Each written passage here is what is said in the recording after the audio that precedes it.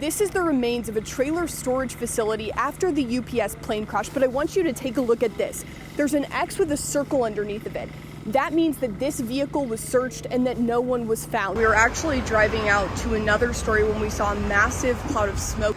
LMPD says that this is a plane crash. Red and blue lights and police tape are taking over this gas station parking lot. How can taxpayers and parents have faith that some of the same people who got the district in this position will be able to lead the district out of it? My eyes, not in any extreme way, but are starting to burn a little bit. And right now, I mean, it's really harder to see this scene because it's gotten dark. This black smoke is blending in with the dark sky.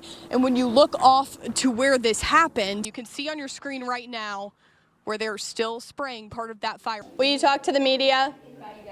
Dr. Yearwood. But I want to get you over here to where they're setting up for a media briefing. This has been really frustrating for a lot of those businesses, particularly because they can't get a timeline on when they're able to reopen. Take a look at this line. It's stretched all the way around Assembly Hall. These fans are confident, guys. This is Bandit. He's lived at this house in Louisville for 14 years. And because of a new city ordinance, he may get taken away from the only home he's ever known. It takes so long to fix the elevator when you know you have someone paralyzed living on the 3rd floor. Hey Gil, that emergency meeting is actually in Van Hoos behind me right now. It is not open to the public. I just wish they could have stopped him before he got to her. This porch is the last place Kay Dawson saw her little sister, Richelle, alive. She can still picture her here. It's my first time being able to look at her obituary. Now Kay sits where those memories linger. She was the joy of our family. Richelle Dawson grew up in Louisville, later moving outside Lexington, where she lived with her boyfriend and helped raise 2 children she loved like her own. Then in June, everything changed. Kay Dawson got a call from her sister's boyfriend. He said Dawson went for a walk in their rural neighborhood and never returned home. I never thought when I kissed her that morning, standing in the doorway there at the, in the bedroom there, that would be the last time I seen her. Kay Dawson traced her sister's phone to the Red Roof Inn in Winchester. Hours later, detectives told the family Dawson was gone. A large amount of meth was found in her system. Her family says she never used drugs. The coroner said she was sexually assaulted. The room was rented by a man named Brian Epperson. It's a name her family had never heard, but detectives were familiar. They were panicked when they heard his name. Because just 1 month earlier, Epperson was connected to the overdose death of Kristen Morris. Detectives found the same kind of drug capsules in both women's cases. Now, had they locked him up, this would have never happened to my sister. Do you all have any clue how she ended up in a Red Roof Inn with Brian Epperson? They did have a few text messages between the two, and that they were supposed to meet. Epperson is a contractor. Kay believes her sister thought it was about work. The family hasn't been allowed to see those texts yet, but at a hearing, they heard his search history. How long does it take for the jaw to lock? Why doesn't it bother me to watch someone die? Dawson's life ended in that hotel, but her story didn't. I think that my sister actually helped a serial killer get off the streets, because we don't know how long he's been doing this. This home is not for sale, despite what this sign says, for $8,000. And in fact, the person who put up this no trespassing sign was the trespasser. Do y'all know y'all still in this house from an old lady? Dorothy Tarpin's family caught the confrontation with her home's thief on camera. How did something get bought where the owner didn't sell it? But Tarpin is very much alive. Yes, I am alive and I'm 89 years old. Dorothy has owned this home on South 26th Street since the 1960s, a place she raised her family. My daughter was 6 years old. Now she's 69 years old. A few years ago, Dorothy moved into a nursing home. Recently, the facility told her Medicaid would no longer cover her stay because records show she made $46,000 from selling her home. I noticed. That's when the family uncovered a stranger's name, Russell Cheatham, on her deed. Who's Russell Cheatham? Her signature was forged on a quit-claim deed. It's a document that allows quick transfers of property between people who know each other, requiring only a few signatures and a notary. And they were able to do it online. They didn't have to walk into the building. The clerk's office says it does not verify signatures. You bring us that notarized form, and the notary is the one who is supposed to make sure that everything is accurate on those. Is it not a little bit concerning to you guys that there is nothing that your office could have done? Should there be more safeguards in place to prevent something like this from happening? There's no need for more safeguards. It doesn't happen as often as some people might say it does. The clerk's office says this scam happens about every 3 years in Jefferson County.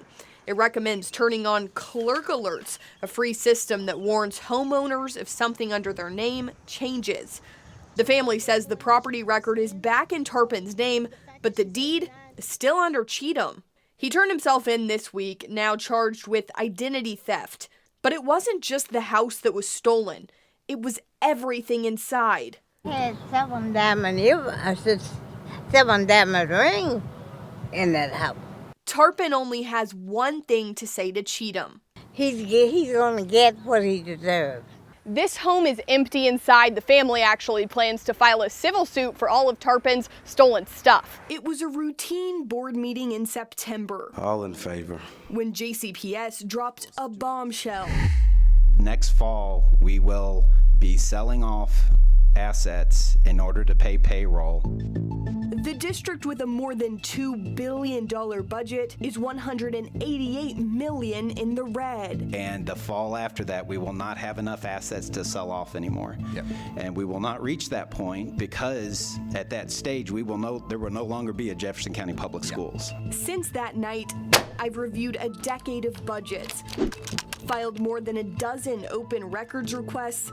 There are thousands of taxpayers who are very upset, and pressed district leaders. You don't know if there was a plan. You got to think, looking back at all the numbers, you know if there was a plan or not, right? And no one is directly answering my questions. It's actually taxpayer sabotage. Board members say they didn't know how bad the finances were. In September, district leaders admitted they removed charts from budget presentations before showing them to the board. But isn't that deception? I would call it a judgment. On its website, JCPS blames the deficit on over-reliance on federal COVID relief money, or ESSER funds. Was there any sort of illusion that those federal funds were going to keep coming? No. Yet records show JCPS ran a deficit nearly every year for a decade, except one, 2022, when COVID money temporarily balanced the books. So let's rewind. June 2025, WDRB's final interview with then Superintendent Dr. Marty Polio. They're going to have to do about $40 million more next year, and then it is a soft landing. $40 million, a more manageable cut. But 3 months later, under new leadership, that number exploded. $132 million in cuts. I reviewed internal emails and prior budget presentations, none warned of a financial cliff. Then came a new leader and new math. But that number changed by $90 million. You know, it's not a few million off. Can you give taxpayers any better idea of where this difference came from? Yes. Use our ESSER funds to bring in programs, and I guess the numbers started, I call it, getting bigger and bigger. Bigger and bigger indeed, but no explanation for what changed in just 3 months. Records show something else is growing too. Central office. JCPS has nearly double the number of chief-level positions than 10 years ago. District leaders say cuts will target administration, not classrooms. They promised transparency. Full transparency. But when it came time to deliver, the district's top financial leader declined an interview. I'm just seeing if you're available for a quick interview tonight. No thanks. Can I ask why not? I mean, we were talking about the budget. Yeah. No? No thanks. Okay, got it. I made multiple follow-up requests through the district's communications team to no avail. The school board received a copy of the proposed cuts December 23rd, ahead of the January 20th meeting. That information has not been shared with the public. Couldn't get a better woman. I'll never find one like her. She's supposed to be the last one. Donald Henderson spent the last 22 days without his last one. his everything. Angela Anderson, mother of 4, and his partner for more than a decade. Wake up looking for her, and don't smell that food she cooks. She's a real good cook. She's cooked dinner every night. It's the little things that leave the biggest hole. Because on November 4th, one small moment changed everything. Anderson went to sell scrap at Grade A Auto Parts. Henderson nearly went with her. She said, I love you, kissed me. She said, I'll be right back. That was it. That was it. You know, it wasn't soon after that, it all went to hell. Minutes later, a cloud of black smoke filled the sky. I knew something wasn't right. I just had it. It was the weirdest thing. He grabbed William Moreland, the father of 2 of Anderson's children. I said, come on, Bill. Grab your bike. They biked miles to the Victim Reunification Center. That's where I first met them. 2 men who loved the same woman, standing side by side in front of red and blue lights, searching for any sign that she was alive. She's all I got, so, you know, I don't know how this is going to turn out. Now they sit in the emptiness her death leaves behind. We met them again Wednesday outside the home the 3 once shared. They called themselves 3 peas in a pod, an unconventional family. A decade under one roof, surviving their darkest days together. She was there.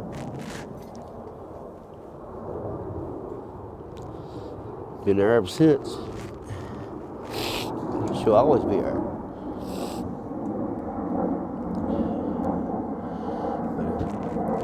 I don't get it. I don't get it. Both Henderson and Anderson battled alcoholism, but he felt like they were turning a new chapter. We just now getting a grip on it, you know, get some time under our belt. A chapter that was abruptly cut short. He wears this sweatshirt. It reminds him of the 10 beautiful years they shared together. She'll never be forgotten. She'll never be forgotten. And until the day they meet again, he keeps her close. Where a mother should have been to pick up her daughter after school at the bus stop is now replaced with a memorial. Female shot in the chest, back, and the chin. She was innocent. She was a bystander. She was a good mama. That saying right place, right time also goes the other way. They was on the wrong time. Yeah. And they was wrong for that. Angel Mitchell says the woman she knew as Juicy was doing right, taking her child to school when someone did wrong by her. I'm just devastated. Like, it's unbelievable. Mitchell described Juicy as a childhood friend. They had their daughters around the same time. You can't stop a bullet. Mitchell knows that personally. 4 months ago, she was shot. It split my pancreas and my kidney in half, so they had to take some of my stomach out, and then this is in my kidney. She says Juicy often checked on her. Tell me to keep my head up, that I'm strong, and I'm gonna make it. The bus stop where this happened is the same place where shots rang out on the first day of school less than a week ago. Wednesday, LMPD announced a second arrest in that case, another 15-year-old, but no arrests yet in the latest case. Mikael Tinen says she saw both shootings. It could have been me or any other mother, and it's very, very heartbreaking being in this situation in the community. I definitely would let her know her mother loved her very much for her mom to be out here walking with her, and it happened to her. It's sad. This young boy says Juicy was like an aunt to him. She was very strict about her children. She would protect her. She would play with her. He didn't want to show his face because of fear of retaliation. He's 10. I'm scared to walk around because of all the shootings. Balloons and a teddy bear greeting children as they get off the bus. A growing memorial and a grim reminder of how the day began.